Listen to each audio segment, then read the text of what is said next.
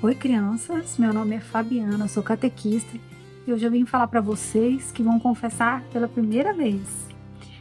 Quando a gente vai se confessar pela primeira vez, dá aquela agonia, aquela ansiedade. Nossa, como será, né? O que será que o padre vai me dizer? Será que eu vou dar conta de confessar? Mas a confissão é um sacramento abençoado que Deus nos deu para que a gente possa ter a oportunidade de ser perdoado dos nossos pecados. Então eu vou ensinar para vocês passo a passo como que vocês fazem, o que é importante vocês saberem para fazer a primeira confissão de vocês. Primeiro vocês precisam saber que existem dois tipos de pecado: o pecado mortal e o pecado venial. O pecado mortal é aquele que afasta você da graça de Deus. É como se você antes fosse amigo de Deus e de repente, quando você peca mortalmente, você deixa de ser amigo de Deus. E o pecado venial é o pecado que também ofende a Deus, no entanto, ele é mais leve, né? Ele não é aquele pecado que separa você da graça de Deus, da amizade com Deus.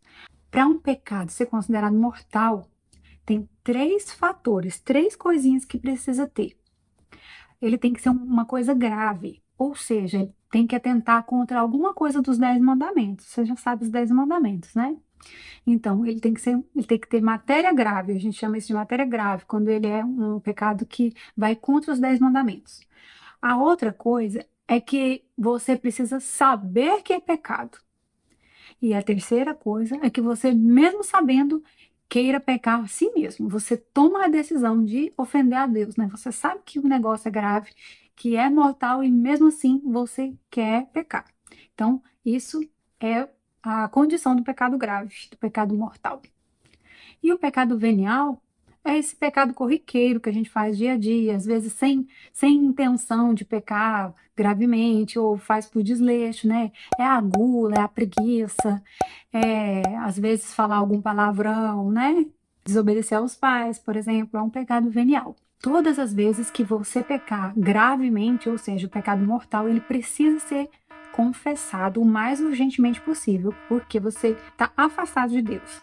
Então você precisa correr, se arrepender e confessar. O pecado venial, ele não é de confissão obrigatória, mas é bom que você confesse a si mesmo, porque aumenta em você a humildade, a piedade, as virtudes. Então, mesmo que ele não seja grave, você deve confessar. O pecado venial, ele pode ser perdoado até lá na Santa Missa. Quando você vai à Santa Missa, tem o ato penitencial, quando você pede perdão, e você, se tiver arrependido dos seus pecados corriqueiros, eles podem ser perdoados ali. Você coloca para Deus, né? Senhor, eu estou arrependido, me perdoa porque eu fiz tal, tal, tal coisa. E ele te perdoa. Agora nós vamos falar sobre o exame de consciência. Quando você vai se confessar, você escolhe um exame de consciência que seja adequado para você. Se você é criança, você vai procurar um exame de consciência para crianças. E como que a gente coloca em prática esse exame de consciência? É bom que você vá para um lugar reservado, né? Que você se recolha em algum lugar, seja no seu quarto, por exemplo, né? Se você tem algum lugarzinho lá que ninguém vai te incomodar, pega seu exame de consciência, pega um papel e uma caneta ou lápis, que seja, para você anotar todos os seus pecados. Aí, quando você pega lá o exame de consciência, ele vai vir com algumas perguntas. E eu vou ensinar para você como você vai fazer esse exame de consciência. Por exemplo, o exame de consciência pode vir assim: primeira pergunta, eu rezo as minhas orações? E aí, como que você vai fazer? Aí você vai analisar: será que eu tenho feito as minhas orações, Senhor? Será que todos os dias eu tenho feito oração? Porque é importante a gente rezar todos os dias. Senão tá errado. Porque senão, como é que a gente chega no céu sem oração? Se você não tem feito, então você vai falar assim: não, eu não estou fazendo minhas orações. Então, o que que você vai escrever lá no papelzinho da sua confissão? Você vai escrever: não tenho feito as minhas orações. Ou tenho feito poucas orações, se você tem feito, ou não tenho rezado nada. É assim que você interpreta. Outro exemplo, pode vir a pergunta: fui à missa aos domingos? E aí, como você faz? Você vai pensar: se você faltou à Santa Missa de propósito, porque queria ficar dormindo, ou porque queria descansar, ou porque queria jogar, brincar, você sabia que a Santa Missa era essencial para todos os domingos e que é um pecado grave a gente não ir à Santa Missa, né? Então, se você não tem ido de propósito, sem motivo justo, você vai escrever lá assim: não fui à missa todos os domingos. Coloca lá, anota no seu papel de confissão. Essas perguntas do exame de consciência, elas servem para você pensar a respeito, né? Por exemplo, eu colei na hora da prova. Aí você não vai responder sim, não. Você vai escrever. Colei na hora da prova, se você tiver feito isso.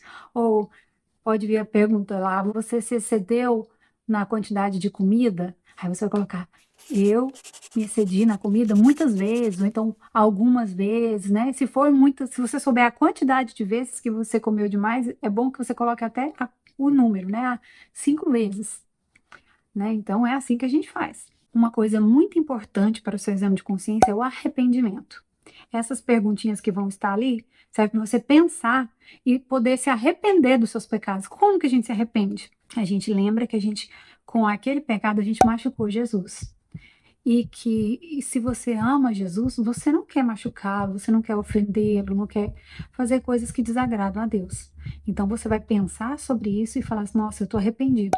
Se eu pudesse voltar atrás, eu não teria falado palavrão, porque quando eu falei palavrão para o meu irmão, eu ofendi a Deus. E aí você pede perdão sinceramente para Deus, porque sem o arrependimento não há perdão, mesmo que o Padre absolva você. Se você não se arrependeu do pecado e tem vontade de pecar mais e mais e mais, não há o perdão. Se você se lembrar de algum outro pecado que não esteja no exame de consciência, você anota também. Não fica só preso ao exame de consciência, né? Lembra do que você tem feito, como você tem se comportado e tudo que você viu que foi errado, que deixou ali um pezinho na sua consciência, que você poderia ter sido melhor, anota também, escreve tudo lá. E como que você se comporta na hora da confissão? Quando você chega para confessar, se tiver outras pessoas confessando na sua frente, você aproveita para ir fazendo suas orações e pedindo humildade para Deus e relembrando os seus pecados, né? E pedindo perdão. E aí quando você se apresentar para o padre, o que que você vai fazer? Você vai cumprimentar o padre educadamente, vai se colocar de joelhos, a menos que você tenha algum problema nos joelhos. A melhor posição para se confessar é de joelhos. E aí o padre vai iniciar a confissão e vai avisar para você, olha, agora você pode falar os seus pecados. E aí você vai pegar aquela listinha que você fez do exame de consciência e começar a ler. Você pode ler, porque provavelmente você não vai lembrar de cabeça, né? Para você não esquecer nada, é importante você levar anotado. E aí você vai ler. Padre, eu fui mal educado, eu colei na prova, eu desobedeci os meus pais, eu não tenho ajudado lá na minha casa, não tenho feito nada, tenho sido um hóspede na minha casa. Coloca todas as coisas erradas que você fez, que tiver anotado, e pronto, terminou. Você vai ler um ato de contrição. Se você quiser levar por escrito um ato de contrição, tem vários modelos que você pode pegar, você pode fazer isso. Se não, o padre mesmo tem, geralmente, um ato de contrição impresso para você fazer a leitura. E quando você estiver lendo o ato de contrição, faça daquelas palavras as palavras verdadeiras que saem de dentro de você. O padre vai se levantar e vai te dar a absolvição. Ele vai rezar algumas palavras e você vai ser perdoado de todos os seus pecados. Ao final da confissão, o padre sempre dá uma penitência para você cumprir. O que é essa penitência? Você foi perdoado dos seus pecados, mas você precisa fazer alguma coisa para reparar.